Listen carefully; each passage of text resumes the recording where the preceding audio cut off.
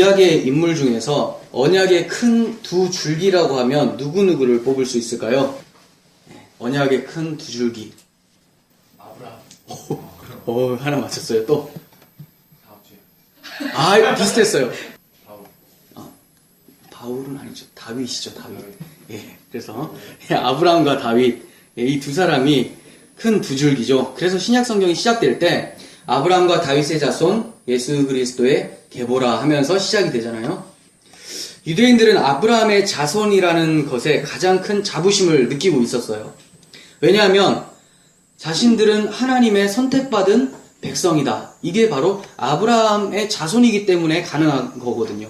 왜냐하면 하나님께서는 갈대아 우르에 있었던 바벨론 땅이에요. 거기에 있었던 아브라함을 특별히 택하셔서 자기 백성 삼으셨기 때문에 아브라함의 자손이라는 말을 딱 들었을 때 우리는 하나님의 백성이다. 선민사상이 굉장히 그들에게 차고 넘쳤었던 거죠. 그런데 성경은 이런 유대인들의 사고에 뒤통수를 때리는 말씀으로 도배를 하고 있습니다. 세례 요한이 자신에게 세례를 받으러 나오는 무리를 향해서 이렇게 꾸짖습니다. 회개에 합당한 열매를 맺고 속으로 아브라함이 우리 조상이라 말하지 말라. 내가 너희에게 이르노니 하나님이 능히 이 돌들로도 아브라함의 자손이 되게 하시리라. 이렇게 말씀하세요. 회개에 합당한 열매가 무엇입니까?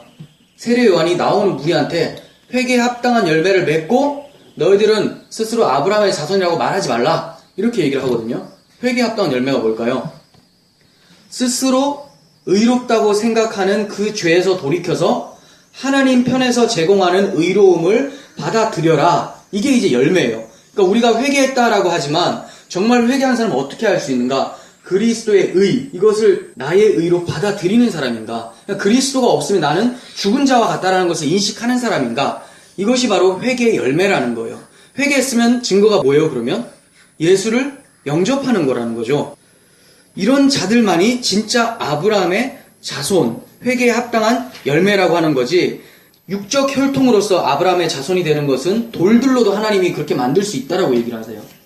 그러니까 돌멩이 막 돌아다니면서, 돌아다니지 않죠, 돌멩이가. 돌멩이가 막 널브러져 있는데, 얘네들도 내가 하고자 하면 아브라함의 자손 만들 수 있어. 이렇게 하시는 거예요.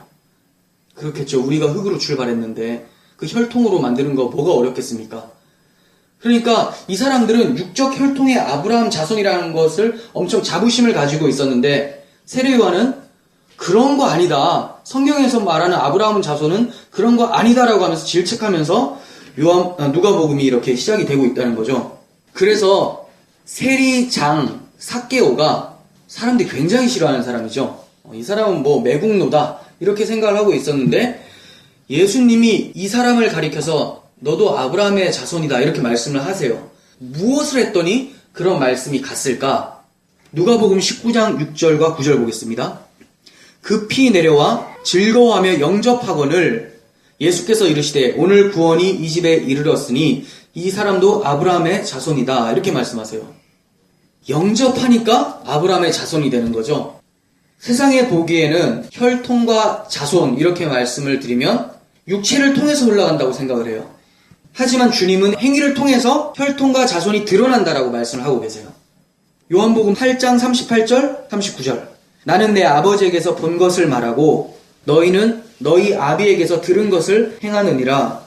대답하여 이르되 우리 아버지는 아브라함이라 하니 예수께서 이르시되 너희가 아브라함의 자손이면 아브라함이 행한 일들을 할 것이거늘. 44절. 너희는 너희 아비 마귀에게서 났으니 너희 아비의 욕심대로 너희도 행하고자 하느니라. 네, 이렇게 말씀하세요. 그러니까 아브라함이 한 행위를 너희들도 하면 그게 바로 아브라함의 자손이다 이렇게 얘기를 하고 있어요. 그러면 행위구원인가? 그게 아니겠죠. 아브라함이 무슨 행위를 했을까요? 아브라함이 무슨 행위를 했을까요? 언약을 믿은 거죠. 언약을 믿은 것. 여러분도 잘 아시는 창세기 15장 6절인가 보면 아브라함이 여호와를 믿으니 그것을 그의 의로 여기셨다 이렇게 나와요. 근데 그 앞에 15장 6절이니까 5절에는 하나님께서 약속을 해주시는 장면이 나와요. 내 자손을 하늘의 별과 같이 바다의 모래와 같이 많게 하겠다. 그리고 나서 아브라함이 여호와를 믿으니 그것을 그의 의로 여기시고 이렇게 얘기하세요. 그러면 그가 믿었던 게 뭔가? 하나님이 계신 것을 믿은 겁니까? 하나님이라는 어떤 분이 저기 존재하고 계신다. 이걸 믿은 거예요? 그거는 자주 말씀드리지만 그냥 안 믿는 사람들, 예수 안 믿는 사람도 어떤 신관을 가지고 있으면 저기 멀리 어떤 팔짱 끼고 노인이 앉아있는 그런 신으로는 다 믿는다라는 거예요. 근데 지금 아브라함이 믿은 건 그런 게 아니라는 거죠. 뭡니까? 앞에 언급하셨던 약속, 그 약속을 믿으니 그럼 그 약속의 내용이 뭡니까? 자손을 통해서 하늘의 별과 바다의 모래와 같이 많게 해주겠다. 예수 그리스도 메시아 언약이잖아요.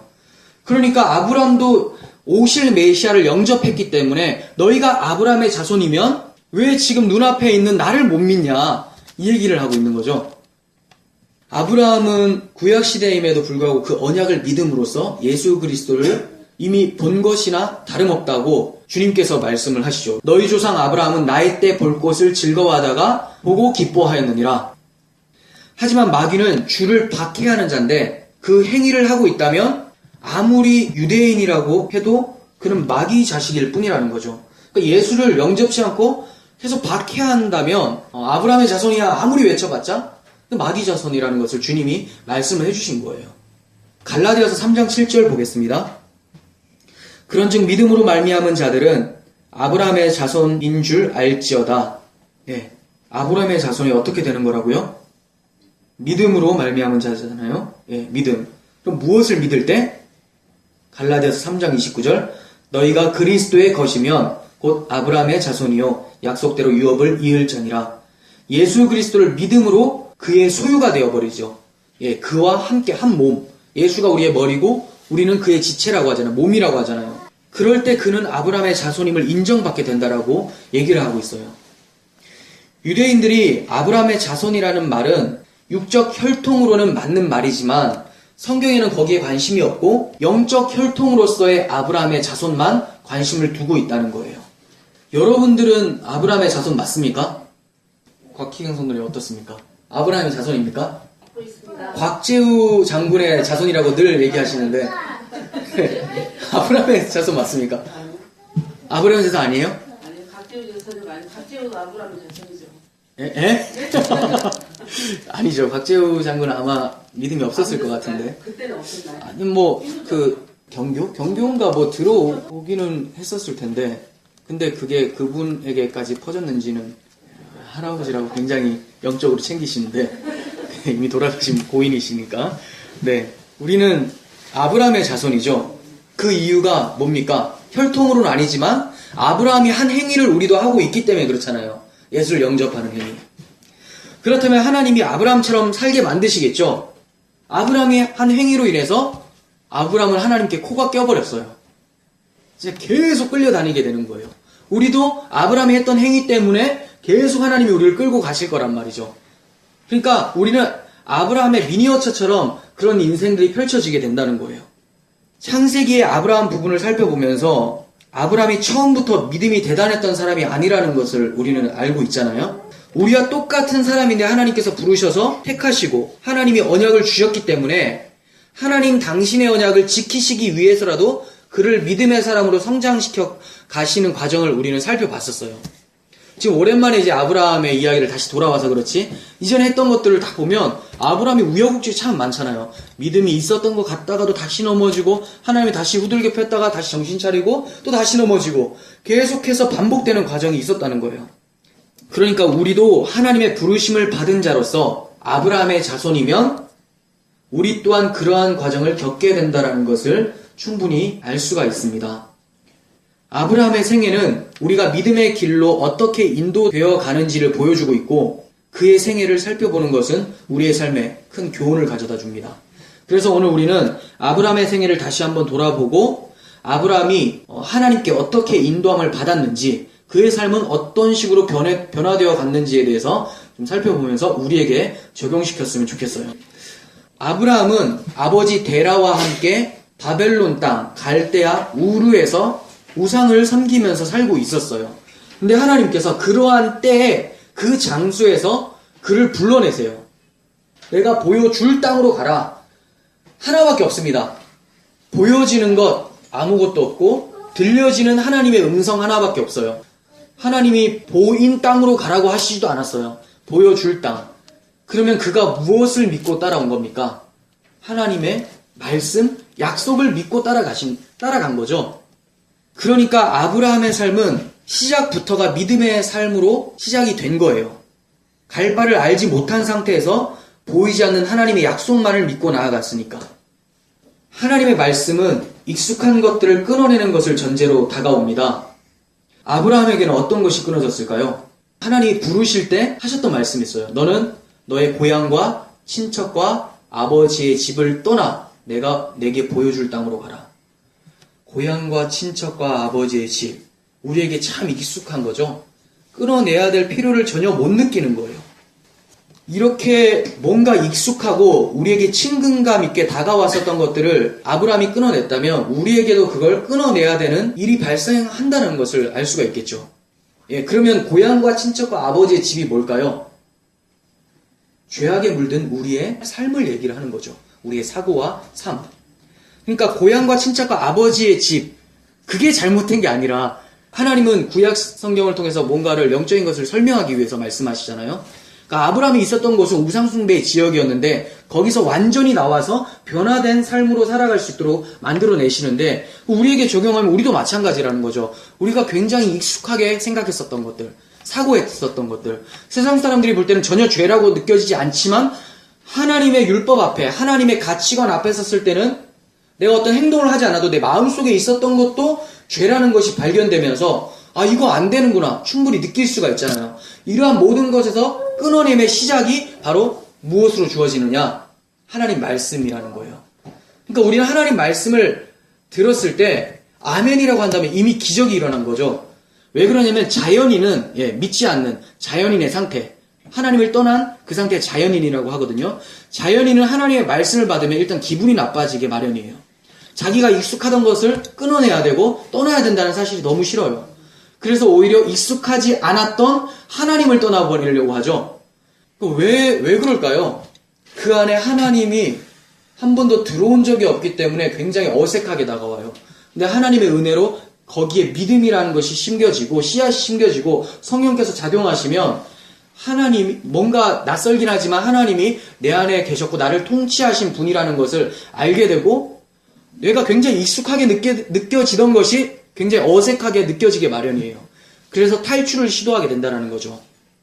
하나님께서는 하나님의 말씀의 능력으로 믿음을 발생시키시고 이러한 것들에서부터 분리를 이루어내십니다. 하나님의 말씀의 능력이 아니라 우리 스스로의 다짐으로 이러한 것들을 끊어낸다면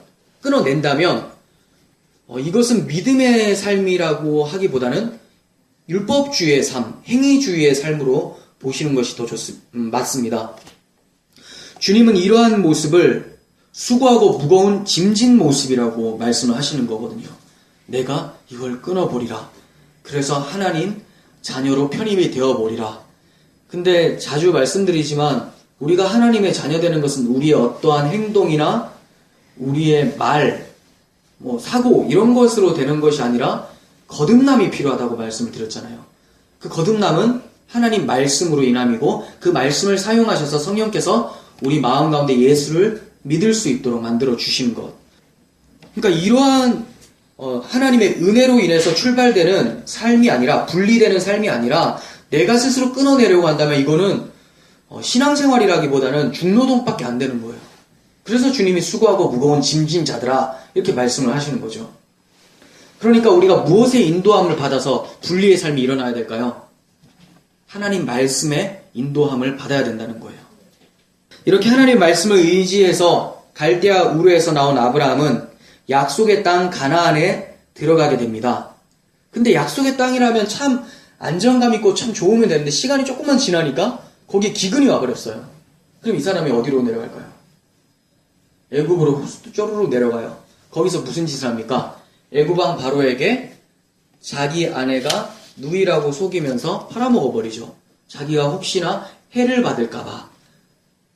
그렇지만 하나님께서는 그러한 연약한 믿음에도 불구하고 그를 보호해 주세요.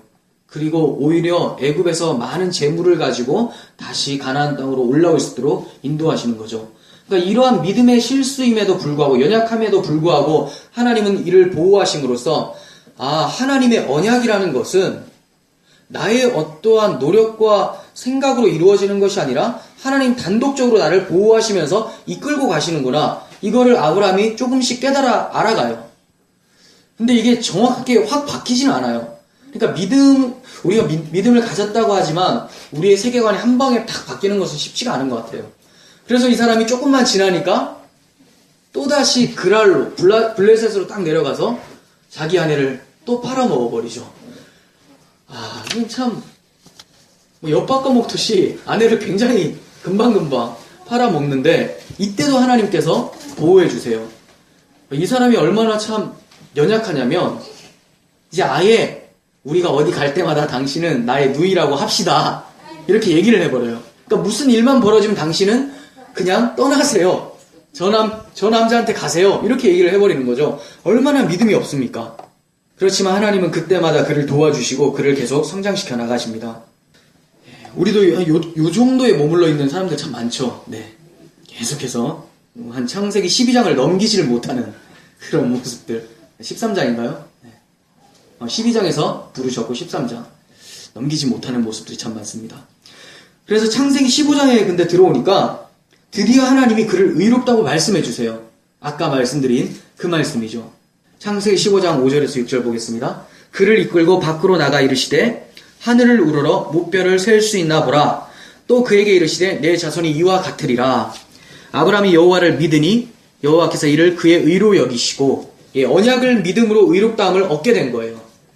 그런 후에 하나님은 그에게 언약을 체결해 주세요. 어떻게 하십니까? 짐승을 쪼개라 이러죠. 거기로 함께 지나가면 언약이 체결돼요. 이 언약을 어기는 사람은 이 짐승과 같이 쪼개어져서 죽어야 된다. 이게 이제 고대 서남아시아 쪽의 전통이었거든요. 그런데 둘이 지나가는 것이 아니라 하나님 혼자 쑥 지나가 버리시는 거예요. 그 말은 뭡니까? 하나님이 하신 언약은 하나님 혼자 지켜낸다라는 걸 말씀하시는 거죠. 여기서 아브라함이 딱 개입돼 버리면 굉장히 불안해져 버려요. 아브라함이 다 망쳐놓을 수도 있거든요. 그러니까 하나님은 어차피 나는 너를 못 믿는다. 이렇게 시작하시는 거예요. 우리의 어떠함을 보고 넌 잘할 수 있을 것 같아 해서 우리를 불러주신 것이 아니라 너는 원래 그렇지만 내가 내 약속을 지키면서 너를 어떻게 변화시켜 가는지 이 언약에 얼마나 적합한 인물이 되게끔 만들어 가는지를 한번 경험해 봐라 하고 끌어내시는 거죠. 그래서 혼자 쑥 지나가 버리세요. 하지만 아브라함은 하나님의 언약이 자신과 함께 이루어지는 것이라고 생각을 하고 어떤 조치를 취합니다. 그게 뭡니까? 애굽 여인 하갈, 자신의 첩을 통해서 이스마엘이라고 하는 아들을 낳아요. 근데 하나님은 이 아들은 내가 약속한 아들이 아니다라고 해버리세요. 그래서 13년 동안 침묵하시죠. 나타나시질 않는 거예요. 얼마나 놀랬겠습니까? 처음에 75세 때 갈대아우르에서 부름을 받을 때는 하나님 음성이 막 쟁쟁하게 들려서 따라가던데 1개월도 아니고 일주일만 갑자기 음성이 안 들리면 굉장히 괴로울 텐데 13년을 아무 나타나심이 없이 아브라함이 살았다는 걸 생각을 해보면 거의 죽은 자 같이 살았을 것 같아요. 우리도 그렇잖아요. 하루라도 말씀을 안 보면 괴로운데 그쵸? 네, 괴로운데 13년 동안 성경을 보지를 못했다고 생각을 해보세요.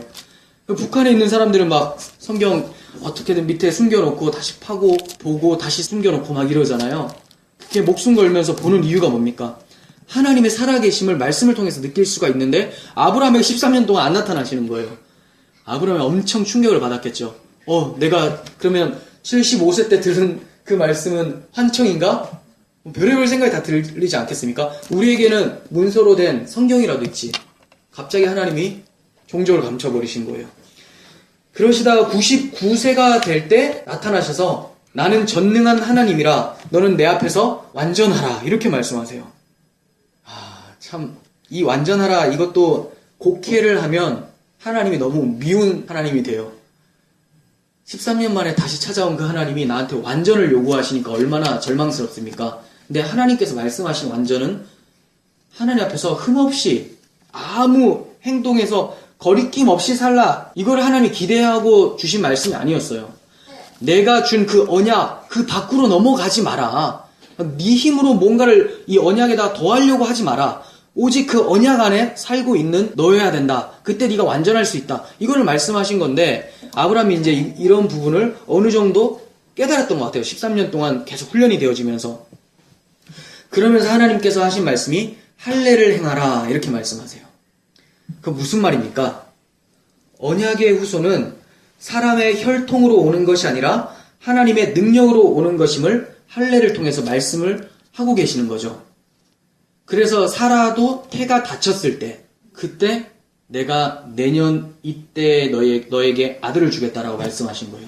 그 말은 불가능할 때 너희 머리로는 도저히 불가능하고 사람으로서는 할 수 없는 거를 하나님이 다 하실 수 있다는 것을 보여주겠다라는 것이 할례와 사라의 태가 끊어졌을 때의 약속이라는 거예요.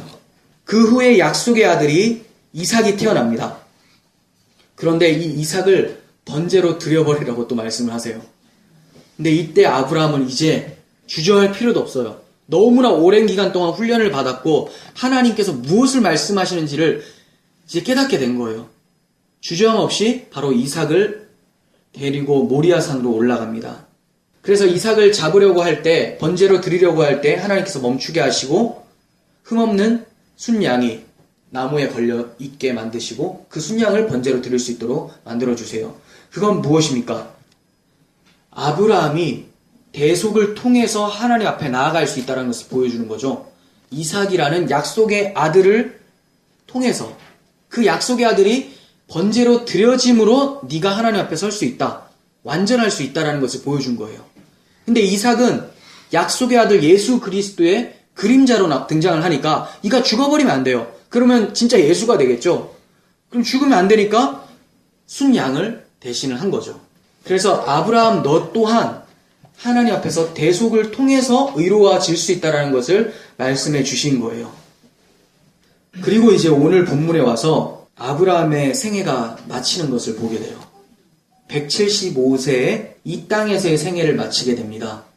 제가 이 땅에서의 생애라고 한 것은 그리스도인은 하나님의 언약을 믿고 죽음을 마감한다면 그것은 죽은 것이 아니라 새로운 삶의 시작이기 때문에 이 땅에서의 삶이라고 말씀을 드린 거예요.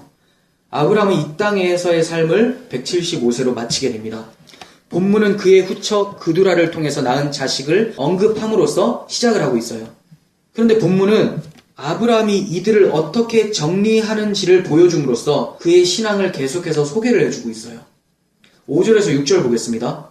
아브라함이 이삭에게 자기의 모든 소유를 주었고 자기 서자들에게도 재산을 주어 자기 생전에 그들로 하여금 자기 아들 이삭을 떠나 동방 곧 동쪽 땅으로 가게 하였더라. 네, 모든 소유를 이삭에게 주고 다른 자녀에게는 재물만 주어서 자기 생전에 그 아들들이 이삭을 떠나서 동쪽으로 살 수 있도록 보내버렸어요. 분리를 시켜버렸던 거죠. 근데 여기서 이삭에게 준 게 모든 소유라고 나오잖아요. 이게 이제 히브리어로 콜이라는 거예요. 콜. 이건 소유라기보다는 모든 것. 모든 것. 모든 것을 이삭에게 줬어요. 그리고 서자들에게 준 재산이라는 단어는 마타나라는 단어예요. 마타나. 선물, 재물 이런 뜻이에요. 굳이 재산을 다른 단어로 표현한 것은 우리에게 뭔가를 말씀하시기 위함이라는 것을 좀 느낄 수가 있어요. 아브라함이 이삭에게도 재산을 많이 주었고 서자들에게도 주었다라고 하는 게 아니라 이삭에게는 모든 것을 주었고 서자들에게는 재산을 주었다. 이렇게 이제 해석을 할 수 있잖아요. 왜 이렇게 얘기를 하고 있을까? 이삭에게 준 모든 것은 재산, 재물로 국한되는 것이기보다는 아브라함의 모든 것이었었던 것. 그게 뭘까요? 하나님의 언약이죠. 그 언약을 이삭에게 넘겨줬다라고 볼 수가 있어요. 아브라함은 이삭에게 가장 중요한 거, 자신의 전부라고 생각했었던 하나님의 언약을 계승하는 걸로 자기의 인생을 마감하고 그 서자들에게는 자기가 가지고 있었던 재물들을 통해서 분리를 시킨다는 거죠. 근데 분리를 시킬 때도 어디로 가게 됩니까? 동쪽으로 가게 되죠. 그래서 제가 이게 언약이라고 좀 확신을 할 수 있었던 게 뭐냐면 언약의 백성과 언약 밖의 백성을 정확하게 분리시키는 것을 동쪽이라는 단어를 통해서 또 언급하고 있다고 볼 수가 있는 거죠. 동쪽은 하나님께서 에덴 동산을 창설하셨을 때 죄를 짓고 동쪽으로 쫓겨났을 때 그 모습을 상징하게 되죠. 그러니까 하나님의 임재가 없는 곳을 주로 상징하는 표현이 동편이라는 단어예요. 서자들이 동편으로 갔다는 것은 하나님의 품에서 하나님의 언약 밖으로 점점 멀어지면서 분리되어 가고 있었다는 것을 발견하게 돼요. 이러한 관점으로 해석해보면 아브라함은 말년에 비로소 하나님의 언약을 분명하게 알게 되었고 언약에 입각해서 자식들을 분리시켰음을 보게 돼요. 그냥 서로 싸울 것 같아서 분리시키는 정도가 아니라는 거죠. 자기 자식이라 할지라도 약속의 아들 이삭과 함께 유업을 받을 수 없다라는 것을 알고 분리를 시키는 거예요. 그리고 또 하나의 분리가 본문에 등장을 합니다. 아브라함이 죽자 아들 이삭과 이스마엘이 함께 장례를 치러줘요. 하지만 이후 12절에서 18절까지 이스마엘의 족보와 거주지를 소개함으로써 이삭과 이스마엘이 분리되었음을 성경이 말씀을 하고 있어요. 약속의 아들과 철저한 분리를 나타내고 있죠. 왜 그렇습니까? 이삭이 특별해서가 아니에요. 아브라함과 이삭, 야곱, 이러한 줄기에서 오실 예수 그리스도가 특별하기 때문에 분리를 시키고 있는 거예요. 거룩한 하나님과 죄가 함께할 수 없듯이 철저한 분리를 보여주고 있는 것이 오늘 본문이라는 거죠. 그런데 특이한 점이 있습니다. 이스마엘의 자식들을 얘기를 할 때 12지도자를 얘기를 하고 있어요. 16절에서 12명의 지도자가 있었다라고 얘기를 하죠. 생각나는 단어가 있잖아요. 12지파. 왜 12지도자가 있었을까? 언약 밖의 자손들도 언약 안의 자손들과 굉장히 유사한 모습을 띠고 있다는 것을 보게 되죠. 왜 이렇게 보여줍니까? 진짜와 가짜가 굉장히 유사하다는 거예요. 복음을 모방한 거짓 복음이 있을 수가 있고 예수를 모방한 거짓 예수가 있을 수가 있고 성도를 모방한 거짓 성도, 즉 유사 그리스도인이 있을 수가 있어요. 그런데 문제는 가짜가 진짜보다 더 진짜 같다는 거예요. 그래서 인기 있는 것도 가짜가 인기가 있지 진짜는 인기가 별로 없어요. 왜냐면 진짜는 일단 힘들어요. 뭐 가방을 사려고 해도 좀 힘들죠. 근데 가짜들 중에서도 엄청 진짜 같은 거, 감별사가 뭔가 나타나서 하지 않으면 불가능한 정도, 그런 가방들은 더 많이 팔리죠. 진짜보다 싸면서 진짜 같으니까. 이게 문제죠. 영적인 부분도 마찬가지예요. 우리가 진짜 예수를 믿고 있는 건지 가짜 예수를 믿고 있는 건지, 내가 진짜 성도인지 가짜인지 우리 스스로 속일 수도 있다는 거예요. 여러분, 아브라함의 분리, 아브라함이 자식들을 분리시켰는데 이러한 분리가 어떻게 하면 잘 이루어질 수 있을까요? 아브라함이 무엇을 깨닫고 분리가 시작됐어요? 언약을 이제 깨닫게 되니까. 죽기 직전에 이제 언약을 정확하게 보게 되는 거죠. 욥과 마찬가지예요. 욥도 42장에 가서 내가 주를 귀로만 들었사오나 이제 눈으로 주님을 배움나이다, 이렇게 얘기를 하잖아요. 그 가운데 42장의 분량 동안 뭐가 있었습니까? 욥이 엄청 얻어터지면서 몸이 아프고 막 괴로움 당하게 되고 사람들한테 핍박 당하게 되고 이러한 고난들이 있었잖아요. 아브라함도 여러 가지 고난을 통해서 깨닫게 된 게 뭐냐? 아, 언약. 이 언약은 하나님 스스로 당신께서 이루시는 언약이구나. 오직 은혜구나. 이것을 깨닫게 되고 이 언약 안에서 우리가 보호를 받아야지 언약 밖으로 나가면 안 된다는 것을 정확하게 깨달은 사람이에요. 그러니까 분리가 일어나게 되죠. 이걸 이제 좀 더 쉽게 말씀드리면 참 복음을 깨닫게 되니까 좋은 것과 나쁜 것이 정확하게 분별이 되는 거예요. 우리가 왜 계속해서 우리의 사고가 막 이상한 데로 흘러갑니까? 내가 알고 있는 복음이 희미해서 그래요. 진짜 복음이 욥이 얘기한 것처럼 눈으로 주를 배움나이다 하는 것처럼 확 와닿았으면 우리는 정확하게 나쁜 게 무엇인지, 진짜가 무엇인지 가짜가 무엇인지를 알게 될 텐데 내가 가지고 있는 것도 희미하니까 진짜와 가짜를 구별할 눈이 안 생기는 거예요. 정말 우리가 잘 알 수 있으려면 다시 우리가 처음 신앙이 시작될 때 믿었던 그 시작으로 돌아가야 되죠. 첫 복음, 우리에게 주신 그 생명의 복음이 우리에게 필요합니다. 사도 바울은 철저한 분리를 강조하면서 고린도 교회에게 편지를 썼었어요. 고린도후서 6장 14절에서 18절. 너희는 믿지 않는 자와 멍에를 함께 매지 말라. 의와 불법이 어찌 함께하며 빛과 어둠이 어찌 사귀며 그리스도와 벨리알이 어찌 조화되며 믿는 자와 믿지 않는 자가 어찌 상관하며, 여기 상관하다라는 단어는 어찌 함께 몫을 나누며 이런 뜻이에요. 그러니까 함께 공동 소유나 이런 걸 할 수 없다라는 거죠. 하나님의 성전과 우상이 어찌 일치되리요? 우리는 살아계신 하나님의 성전이라. 이와 같이 하나님께서 이르시되 내가 그들 가운데 거하며 두루 행하여 나는 그들의 하나님이 되고 그들은 나의 백성이 되리라. 그러므로 너희는 그들 중에 나와서 따로 있고, 네, 그들 중에 나와서 따로 있고 부정한 것을 만지지 말라. 내가 너희를 영접하여 너희에게 아버지가 되고 너희는 내게 자녀가 되리라. 전능하신 주의 말씀이니라 하셨느니라. 네, 분리를 강조하죠. 정말 예수 안에 있다면 분리가 일어날 수밖에 없고 혹시나 잘못 섞이게 되더라도 정신 차리고 다시 분리해내라고 얘기를 하고 있어요. 그런데 이렇게만 말씀을 드리면 우리 외부의 이웃들에게만 분리를 일으키려고 해요. 물론 우리가 믿지 않는 자와 몽회를 같이 하지 않는 거 중요하죠. 예, 그래서 결혼 문제에 있어서도 불신자와 결혼하는 부분이 굉장히 문제가 심각하게 대두가 되죠.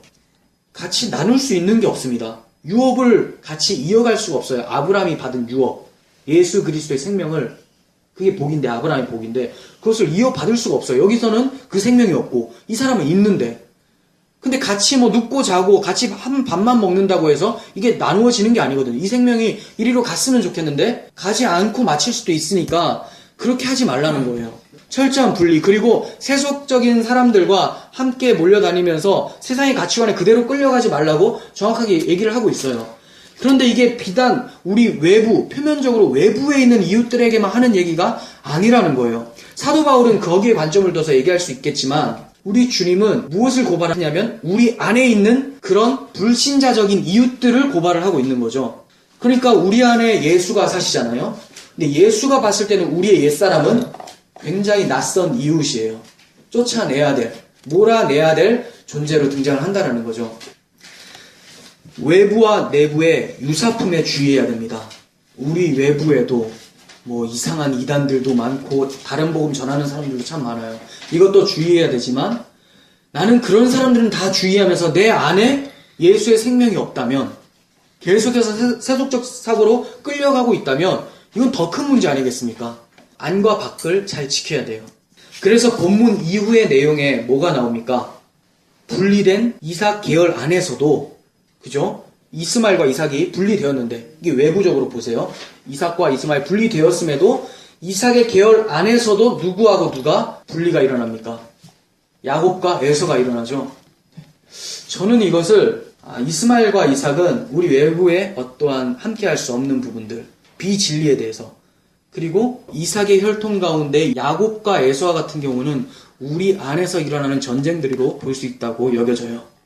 그러니까 유사품에 조심해야 되겠죠. 네.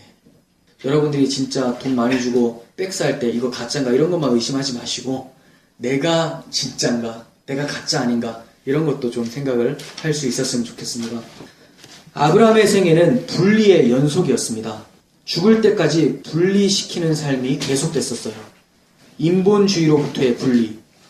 그래서 그가 정착한 삶을 산 것이 아니라 나그네 삶을 살아갔었죠. 예, 분리되니까. 거기 살고 있는 국민들에게서는 분리가 돼요. 이 사람은 이방 사람 같고 나그네 같아요. 그리고 아브라함뿐만이 아니라 그의 후손들도 다 그렇게 살았어요. 맨날 정처 없이 떠돌다가 배척당하고. 그 아브라함의 자손 예수 그리스도께서도 세상에서 머리 둘 곳 없이 사셨어요. 그런데 우리는 머리 둘 곳이 많아요. 마음 둘 곳이 참 많다는 거죠. 그렇다면 딱 하나예요. 우리가 아브라함의 자손이 아니던가, 아니면 아브라함의 자손임에도 불구하고 예수의 생명을 점점점 잃어가고 있는 건 아닌가. 후자로 생각하면 참 좋겠다고 생각을 하지만 전자가 참 많습니다. 그래서 우리는 경각심을 가질 수밖에 없어요. 무엇이 분리를 가능케 했습니까? 아브라함이 출발할 때부터 하나님의 말씀, 언약이 분리를 가능케 했잖아요. 임종 앞에서도 자식들을 분리시키는 기준이 언약이었어요. 이삭은 언약의 자손, 이스마엘과 너희들은 언약 밖의 자손 분리시키죠. 다 사랑했어요. 인간적인 마음은 다 사랑하죠. 근데 하나님의 언약에 입각해서 함께할 수 없다는 것은 명백한 거기 때문에 분리를 시키는 거예요. 우리가 우리의 믿지 않는 이웃들 보면서 사랑하지 않는다는 게 아니잖아요. 근데 그들의 사고, 그들의 모든 습성들 이런 것들을 인정하면서 다 같이 갈 수는 없다는 것을 얘기하고 있는 거죠. 분리시켜야 돼요.